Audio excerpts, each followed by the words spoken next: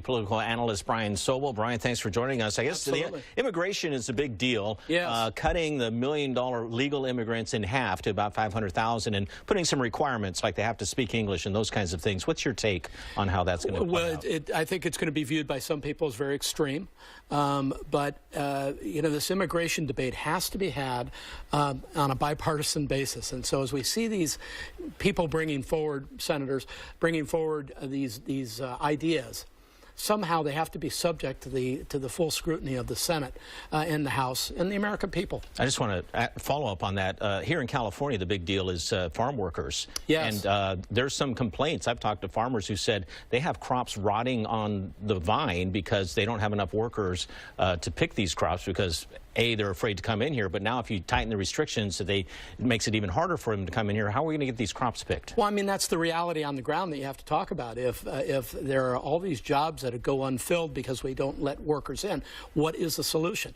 And we, in the history, have had solutions. We've had guest worker programs and other things, but it's got to be part of a comprehensive immigration reform that looks at jobs that Americans generally don't want to do, like out in the fields. Mm-hmm. Yeah, Democrats are already calling this a non-starter. Right. But do you think, though, that the president saying that this is aimed at helping Americans get back to work? Do you think that sort of ideology, if you will, is going to be embraced by some today? Well, it's going to play very well in the Midwest and where there are blue-collar jobs that have been taken by other people.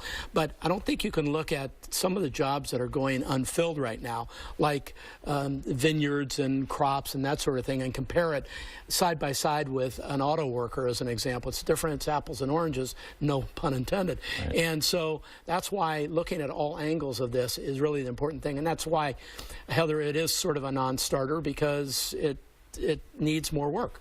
Moving on to the Russia sanctions, it seemed the president was pretty reluctant to sign that order, but he did. Yes. And this does put the screws to Russia, doesn't it? Oh, yeah. It's very tough legislation. You already saw Putin and the Russians' reaction to that, which is we're kicking out 735 diplomats.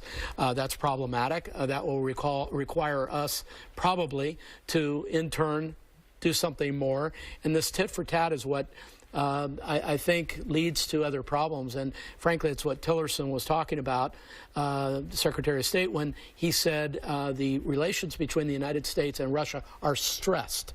And they are. Mm-hmm. Mm-hmm. All right. Brian Sobel, thanks for your perspective. My pleasure. All right. Yep. Talk to you soon. Yep. Thank